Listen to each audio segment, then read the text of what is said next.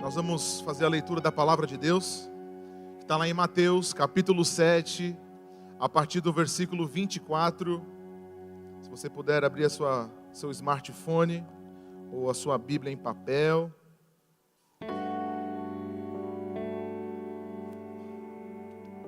Mateus, capítulo 7, versículo 24.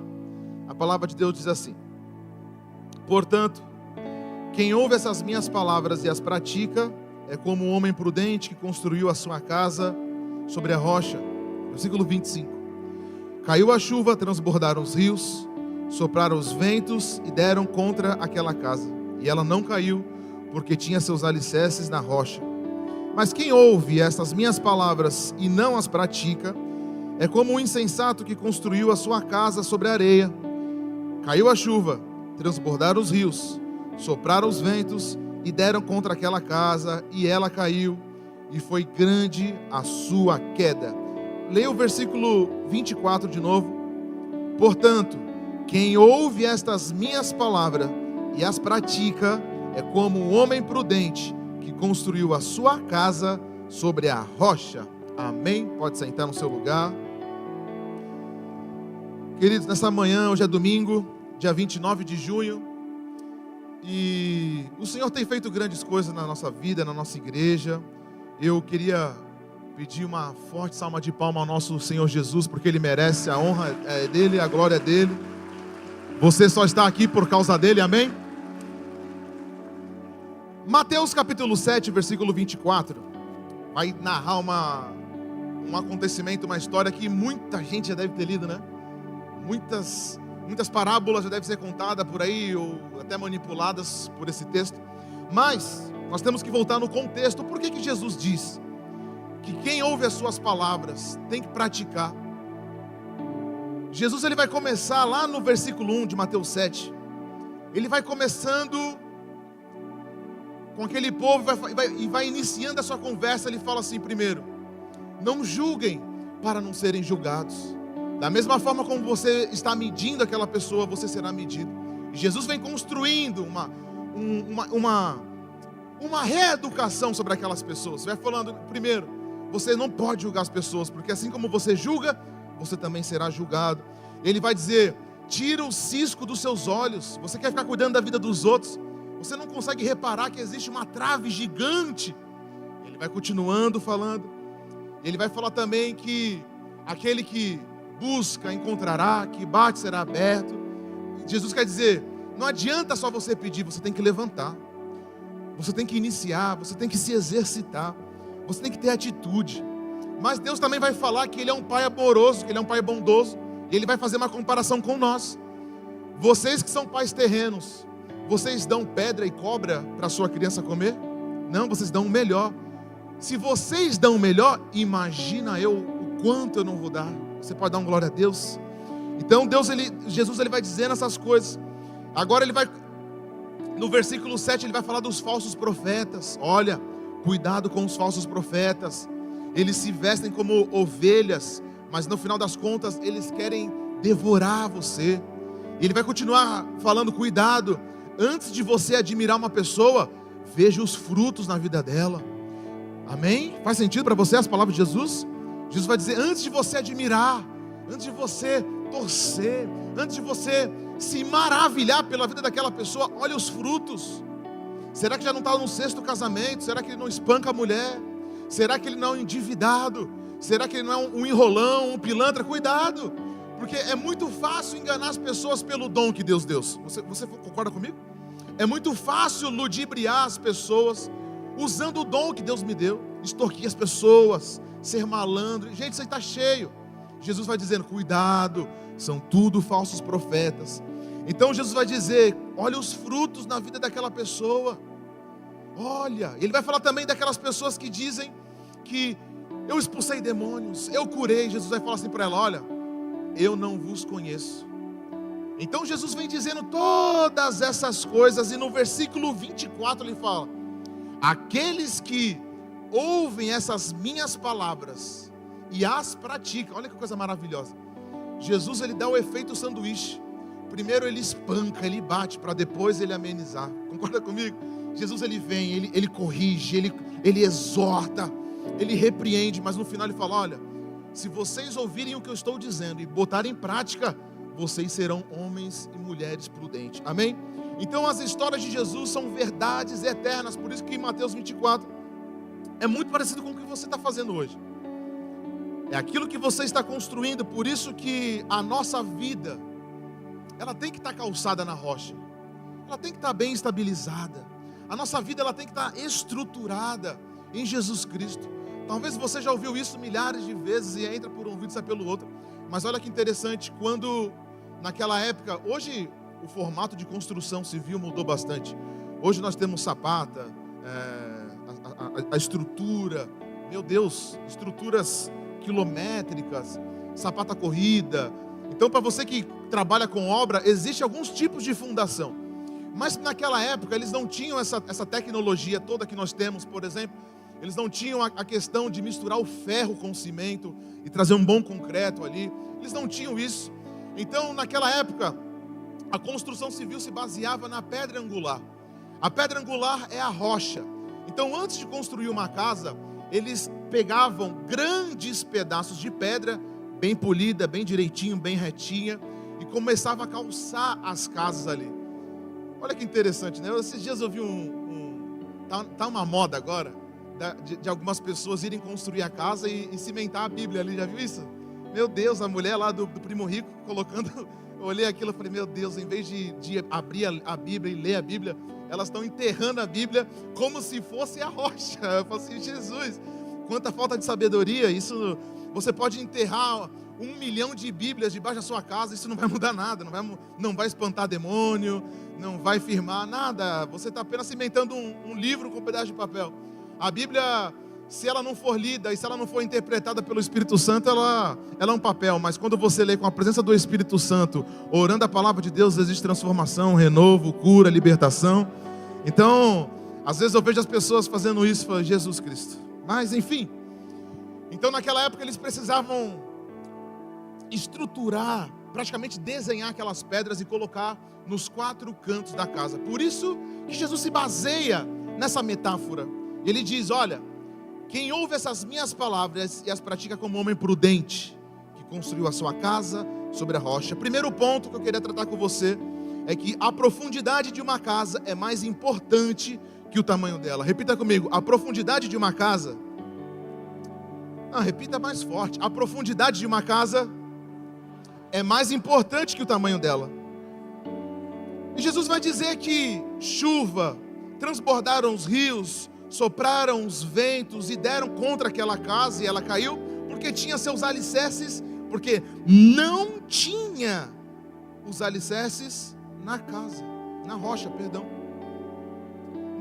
desculpa, versículo 25. Caiu a chuva, transbordaram os rios, sopraram os ventos e deram contra aquela casa, e ela não caiu, porque tinha seus alicerces na rocha. Jesus usa a metáfora do vento, da tempestade, dos rios, porque isso representa conflitos externos, problemas, enfermidades, tudo aquilo que possa vir contra a sua casa, contra a sua família, contra o seu casamento.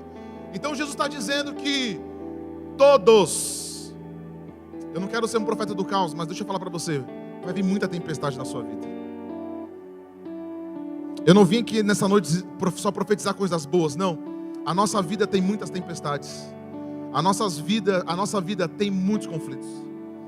Nós teremos muitos problemas. Jesus mesmo, Ele nunca escondeu de nós que nós teríamos problemas. Jesus nunca escondeu. Jesus sempre falou: vocês vão ter todas essas coisas, a diferença é que eu estarei com vocês. Amém? Faz sentido para você? Então, as tempestades, ela vem para desmascarar alguém que tinha a sua vida firmada. Então Jesus está dizendo: aquelas pessoas que gostam de maquiar a sua vida, de postar alguma coisa, de divulgar só aquilo que é bom, se prepara, para quando vier a tempestade, essas pessoas, elas vão ser testadas. Sabe, queridos, muitas vezes Deus vai permitir os 4 ventos da terra soprar sobre a sua vida, para ver aonde está a tua fé, para ver aonde está a sua esperança. Muitas vezes os céus vão soprar contra você, para deixar você mais forte, para abalar aquilo que tem que ser tirado e deixar as coisas firmes no Senhor. Hebreus diz que o vento do Senhor sopra para abalar as estruturas, porque aquilo que é abalável sai, mas aquilo que é inabalável permanece. Então os céus vão muitas vezes soprar contra você, e você vai ficar muitas vezes intrigado, bravo, achando que é o próprio demônio, mas não, é Deus querendo aperfeiçoar você, é Deus querendo trazer coisas novas sobre você. Um exemplo disso é quando a gente vai fazer uma limpeza na casa. Tem alguma pessoa que é acumuladora aqui? Levanta a mão os acumuladores, deixa eu ver. Ó, tinha que ser gremista, acumulador. 2, aqui ó, o marido levantou a mão da mulher. Tem mais algum acumulador aqui? Tem? É acumuladora, pela risada é acumuladora. Então, então tem muita gente que gosta de acumular coisas. Acumula roupa velha, acumula coisas cacareco. Eu sei que tem muitos homens, eu gosto disso. Às vezes eu vejo um parafuso no chão, eu pego e guardo. Porque parafuso, prego são coisas úteis. Não são úteis? São úteis e ponto final.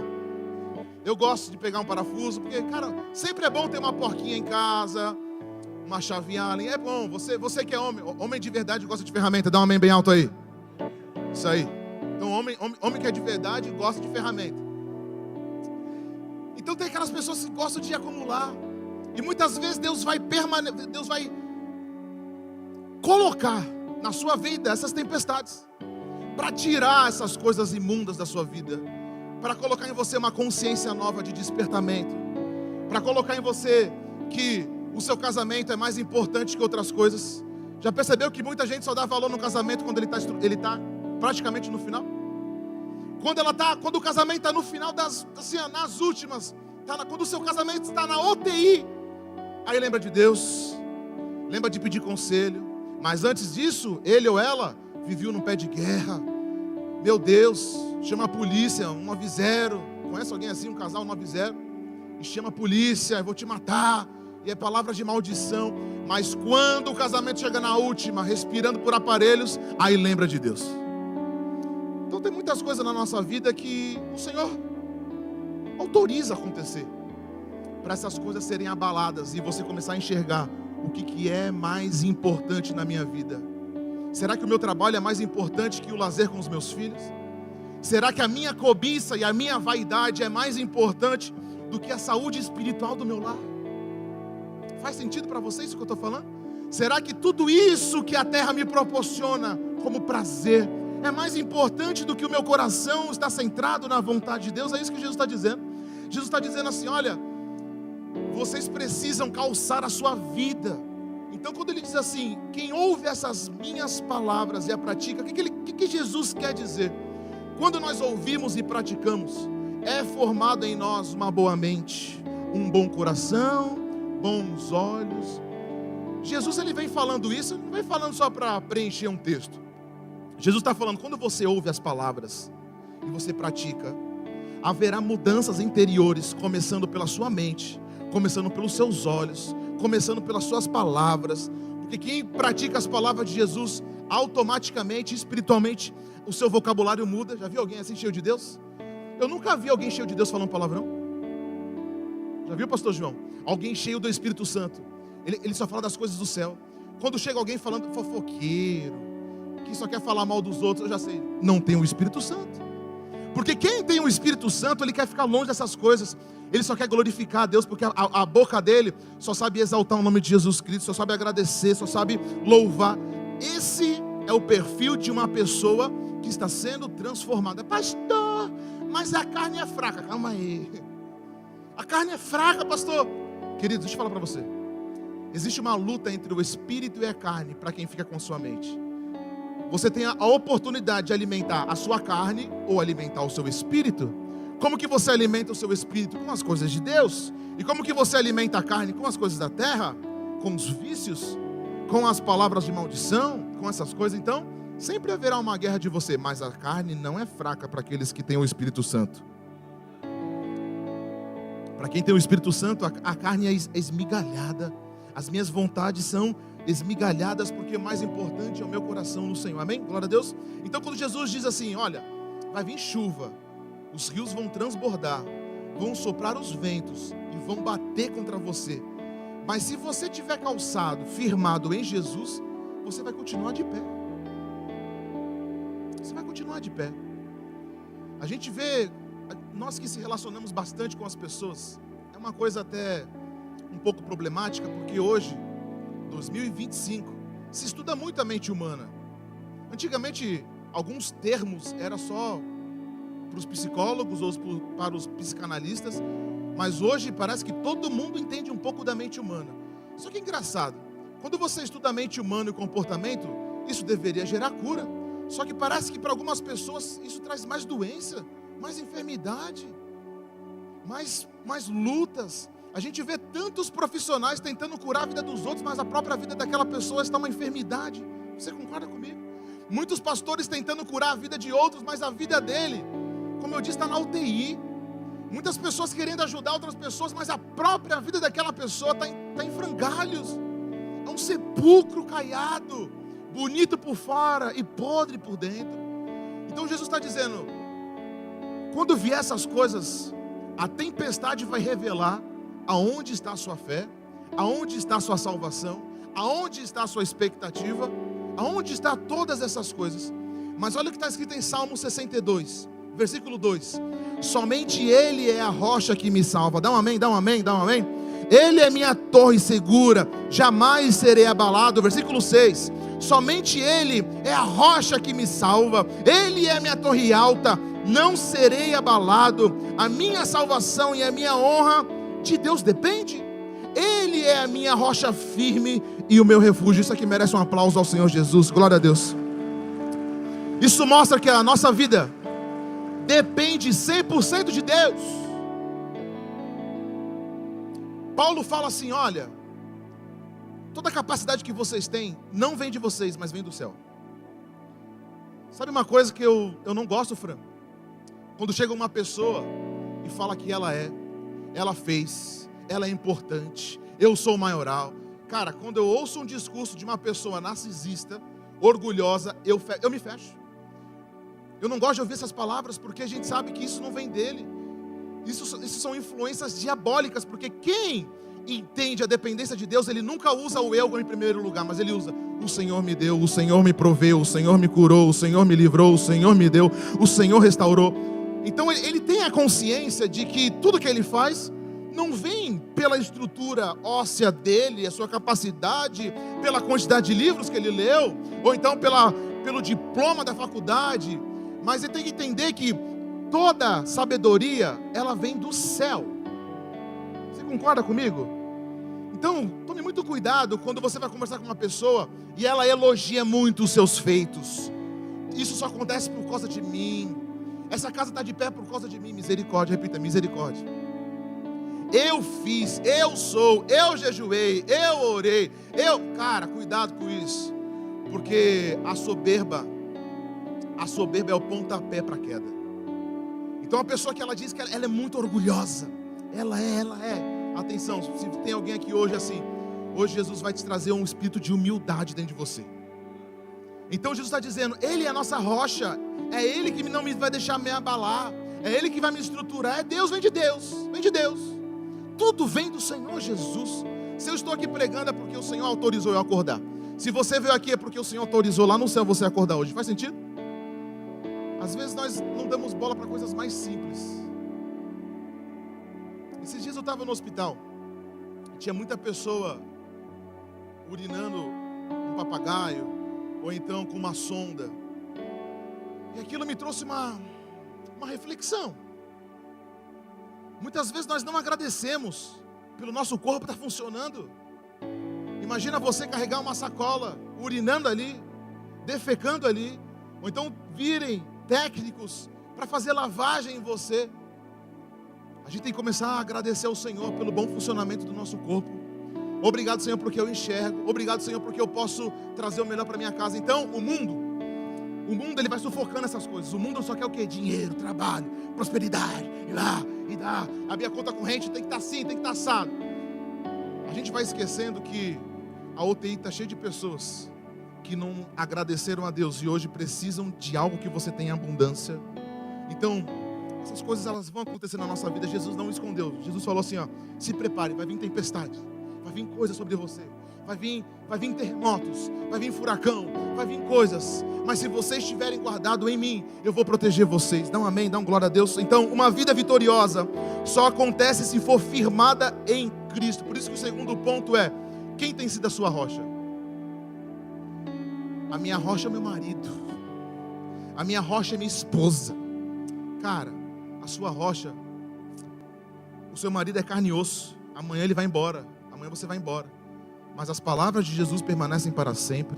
Jesus é eterno. Então, uma vida vitoriosa só acontece se for firmada em Cristo. Repita comigo: uma vida vitoriosa só acontece se for firmada em Cristo. Então, aprenda, terceiro ponto, aprenda a construir sua vida na oração e na palavra de Deus. Versículo 27.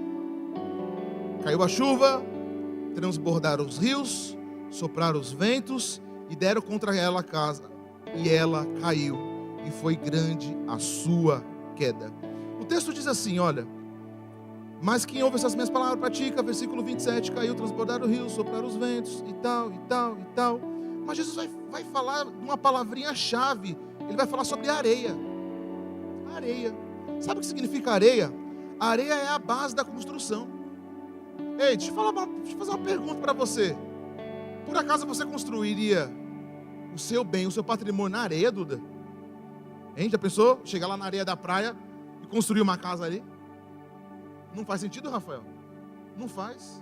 Não, pastor, essa casa aqui vai ficar firme. Não vai. Gente, parece meio insano alguém construir uma casa na areia. Porque naquela época, o povo de Israel procurava os lugares mais firmes, né? Até hoje, antes de você construir, você tem que fazer uma análise do solo. E essa análise do solo vai dizer a quantidade de minérios, o quanto de profundidade, vai calcular. Isso aqui é fantástico. Isso aqui, o meu irmão, ele é engenheiro civil, ele me falava essas coisas, eu não entendia bolufas nenhuma. Hoje eu consigo compreender. Ele chegava em casa, ele queria fazer cálculos e cálculos. Eu falei, meu irmão, assim, para com isso. O importante é construir uma sapata corrida. Ele falou, meu irmão, até a sapata corrida para você fazer, tem que saber estruturar o solo. Porque já pensou? Você gastar dinheiro suado, para no final das contas você colocar a sua casa num terreno úmido, fraco. Isso aqui me remete a algo bem importante. Já pensou você se dedicar para tantas coisas durante a vida e no final das contas Jesus fala assim, ó, eu não te pedi isso?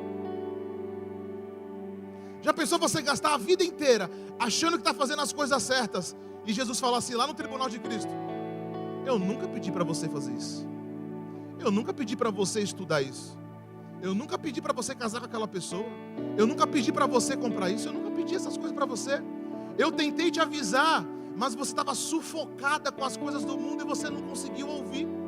Porque o texto está dizendo que existem duas pessoas aqui. O que construiu na rocha e o que construiu na areia. Duas pessoas. Uma quis entender o propósito de Deus e a outra não quis. Faz sentido? Uma quis orar a palavra, ler a palavra, entender os planos de Deus. A outra, não. A outra quis a vaidade, o poder, a fama, a beleza, a cobiça, essas coisas. No final das contas, Jesus disse, aquele que ouviu o que eu tinha para dizer, foi inteligente o suficiente para construir sua casa na rocha, mas aquele que fechou os ouvidos para mim, no final das contas, perdeu tudo. Jesus quer alertar nós hoje, queridos, isso aqui é uma reflexão. Quem é a sua rocha? Quem é a sua esperança? Aonde você tem colocado as suas expectativas? Aonde nós temos colocado o nosso coração? Aonde e quem nós temos oferecido o nosso culto? Então quem é o fundamento da nossa vida? Porque a areia é dinheiro.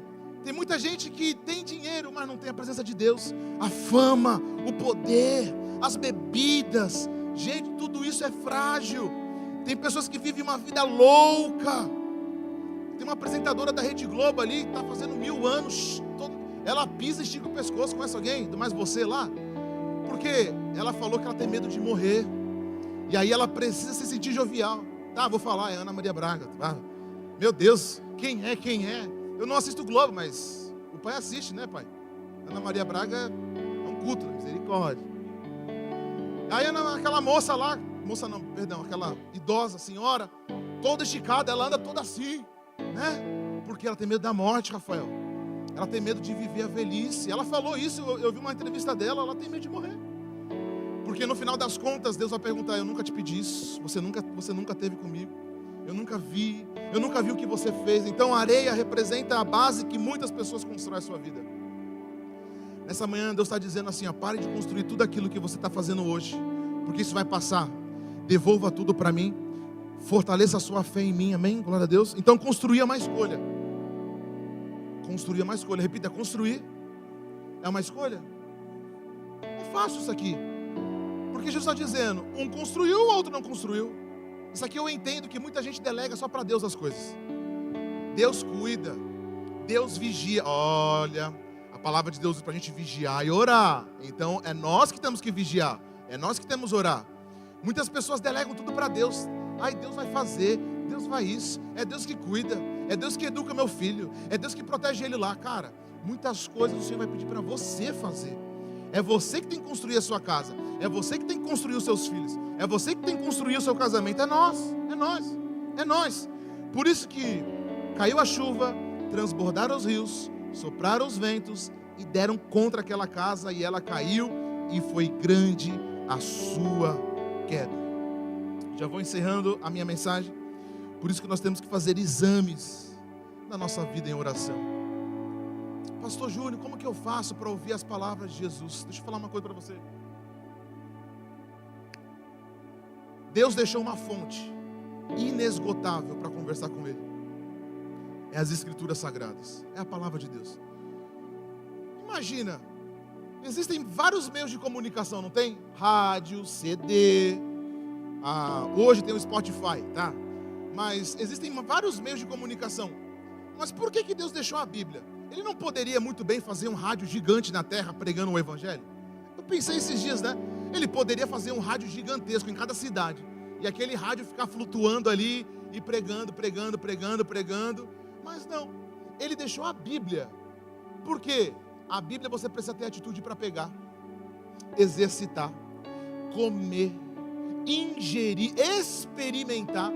Em Romanos 12, nós temos que experimentar a boa, perfeita e agradável. Experimentar é degustar, querido. Sabe quando você agora vai dar meio-dia, muita gente vai comprar o frango assado. Aí você senta na sua mesa, você degusta aquele frango. Gostoso, não é gostoso? Porque a palavra de Deus tem que ser a mesma coisa. E você degusta a palavra de Deus. Mas pastor, eu não entendo nada. Por isso que nós estamos aqui toda quinta-feira ensinando a palavra de Deus. Por isso que os pastores estão aqui pregando. Porque nós queremos dar o suporte. Então só existe um meio de você compreender o que Deus tem para você: a palavra de Deus junto com a oração. E aqui eu vou tocar num ponto que a minha mãe me ensinou e até hoje eu pratico. Nós temos que orar a palavra. Como assim, pastor Júnior? Vamos dar um exemplo. Abra para mim, Cadu, Salmo 23. Eu vou citar para vocês Salmo 23 porque é um clássico. Salmo 23. Pastor, como que eu oro a palavra? Gente, eu vou ensinar para vocês. A partir de hoje, vocês vão parar de ficar pedindo comida para Deus. Senhor, paga o meu boleto. Deus não paga boleto para ninguém. Muitas vezes você quer ficar orando aquilo que você quer falar para Deus. A Bíblia diz que nós oramos errado, porque nós não sabemos pedir.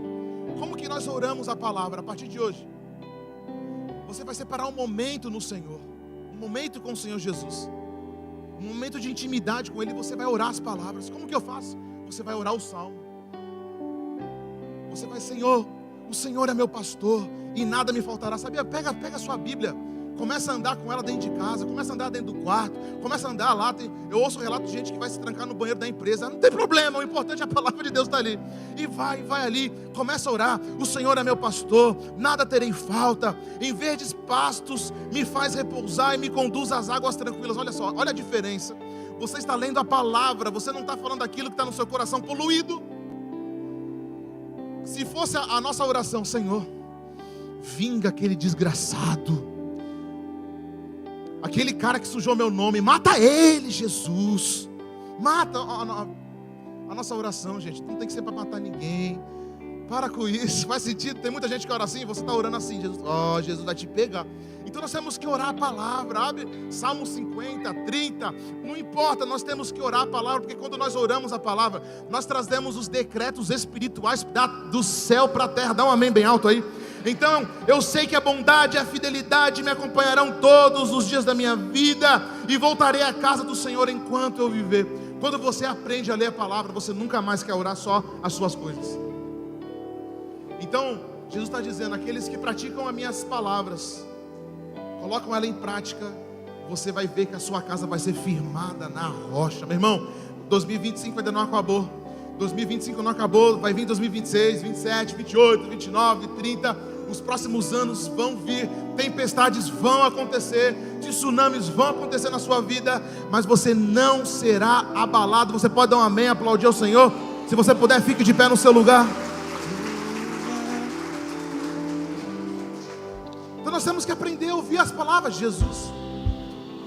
Jesus diz, olha, cuidado com a trave que está no seu olho. Muitas vezes você quer cuidar da vida dos outros. O que o Tiago está fazendo? Analisar a vida do Tiago. Tem muita gente que quer educar.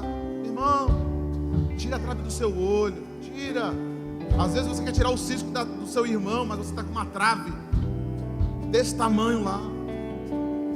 Às vezes, sabe uma coisa que eu tive que aprender? Estava conversando com a Camila do Rafael, e a Camila me trouxe um insight na época muito interessante.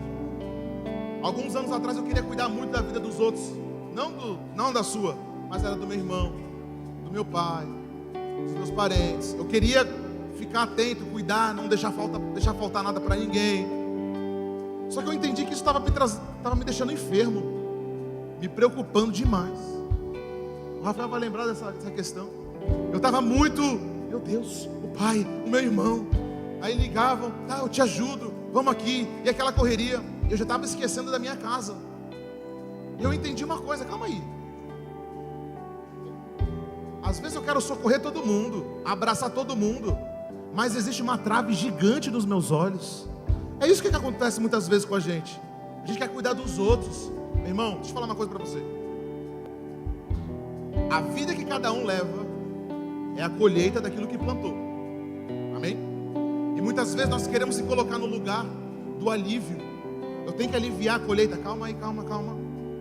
Se Deus está tratando com aquela pessoa, deixa Deus tratar com ela. Deus está tratando com aquela pessoa, deixa Deus fazer o seu trabalho. Muitas vezes nós queremos se colocar de peito aberto e falar assim, Deus, não. Tu não vai tratar com ela. Ela é meu amor. Eu cuido dela, cara. A lei da semeadura é imutável. O que nós plantamos, nós vamos colher. Então muitas vezes nós se colocamos no lugar de Deus, dizendo que não, Senhor, tu não vai tratar com ela. Mas Deus está dizendo, sai da frente, porque se você ficar impedindo, eu vou tratar com você também. Então muitas vezes eu estava nesse lugar de querer fazer, proteger. Só que eu vi que eu fiquei doente, preocupado, não dormia, até que eu entendi que essa carga e esse jugo não é meu. Meu irmão, deixa eu falar para você, você não tem que carregar o jugo dos outros. Você não tem que carregar o fardo que os outros estão carregando. Se os outros aprontaram, eles tiveram tempo de colheita. Você precisa começar hoje a plantar coisas espirituais, coisas boas no Senhor, boas obras. Porque se você consegue compreender isso, você não vai ter uma colheita ruim.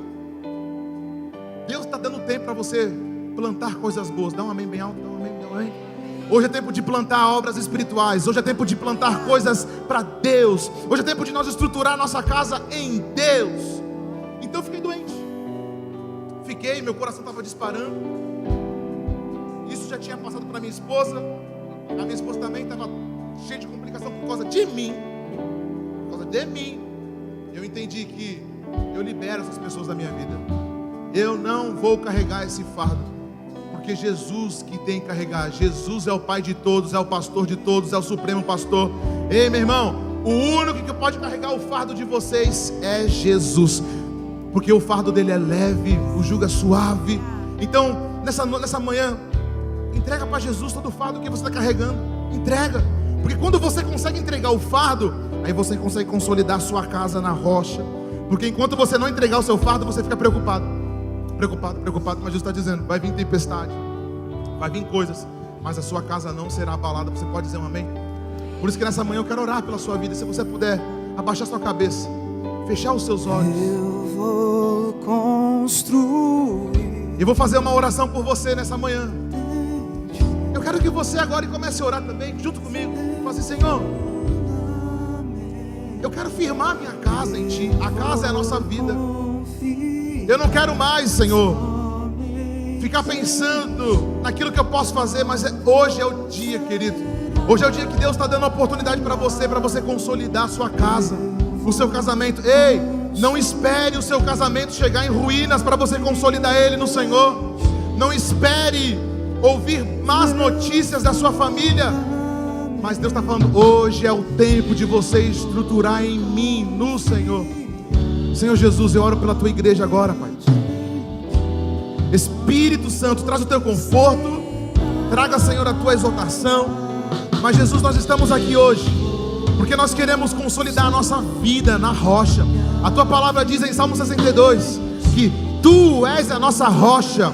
É pelo Senhor que nós não seremos abalados. Oh Jesus Cristo, muitas vezes, Pai, o Senhor vai permitir as tempestades para tirar aquilo que não é de Deus, mas é para deixar aquilo que é espiritual. Senhor, abala as estruturas para aquilo que não é de Ti cair, sair e ficar aquelas coisas inabaláveis. Senhor, eu oro pela tua igreja agora, que as tuas ovelhas possam ouvir a voz do pastor, que é Jesus. Muitas vezes, Senhor, nós temos dificuldade de ouvir as tuas palavras, mas nessa manhã nós estamos prontos para ouvir a tua palavra, praticar em oração, praticar, Deus, com os nossos irmãos na fé, praticar dentro de casa. Em nome de Jesus, ajuda o teu povo. E eu profetizo as tuas bênçãos espirituais sobre a tua igreja. Eu declaro essas palavras em nome do Pai, do Filho e do Espírito Santo de Deus. A igreja pode dizer um amém bem alto, aplaudindo ao Senhor Jesus.